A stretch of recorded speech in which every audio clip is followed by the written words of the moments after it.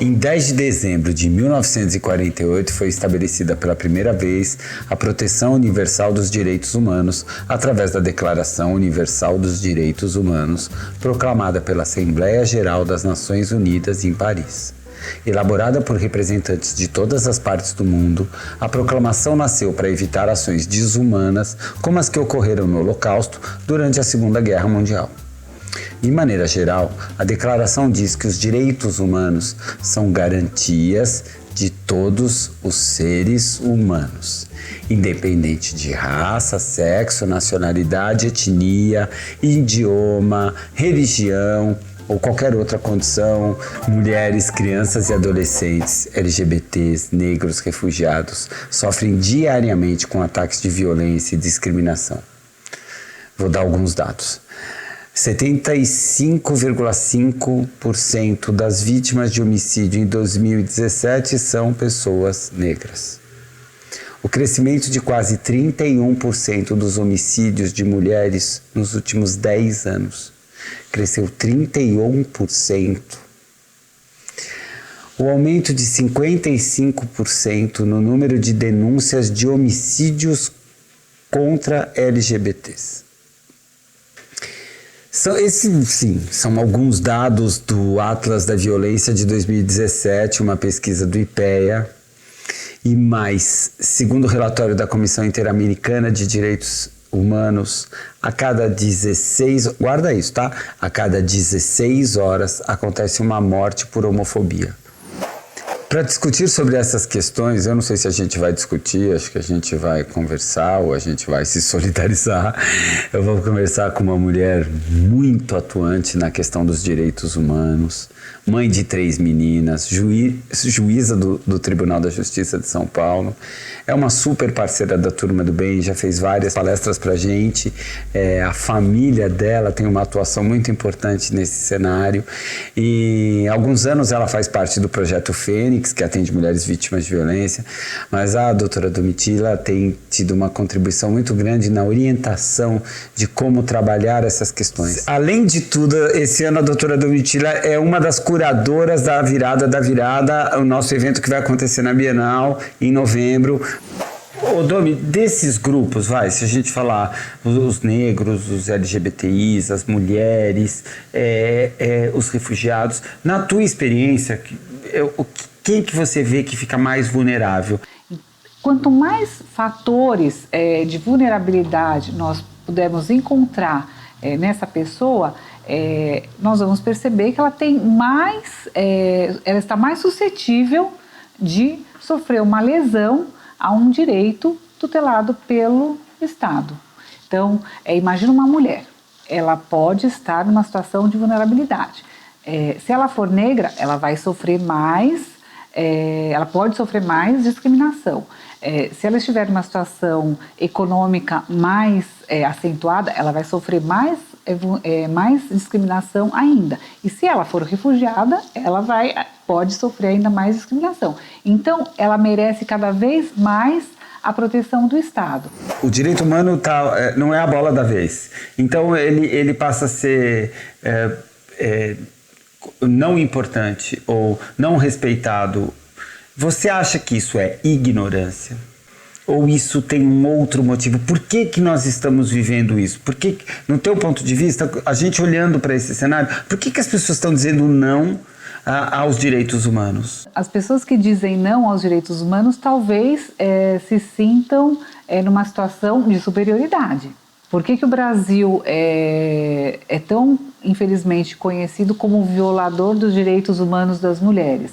Porque nós temos um passado de história patriarcal, em que havia uma hierarquia, em que o homem tinha uma posição e se entendia numa posição de superioridade.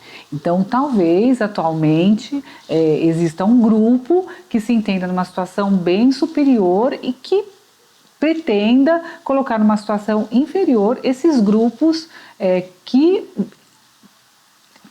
queiram tão somente o pertencimento e integrar a sociedade e viver de acordo com a sua opção sexual, com a sua opção religiosa e simplesmente participar da vida de acordo com as suas ideologias, de acordo com as suas opções e ok para todo mundo, como deveria ser.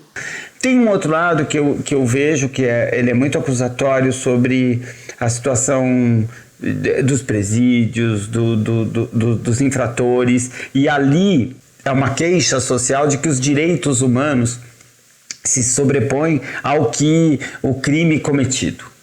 Que um assassino, um ladrão, uma pessoa que cometeu um crime, ela não teria que ter os direitos humanos garantidos. Nós temos a nossa legislação que realmente tipifica, prevê como crimes vários tipos de condutas, por isso que existe a justiça criminal, que ela deve dar uma resposta quando infringidas essas condutas previstas na lei como crime. Ponto. A outra questão é a questão prisional.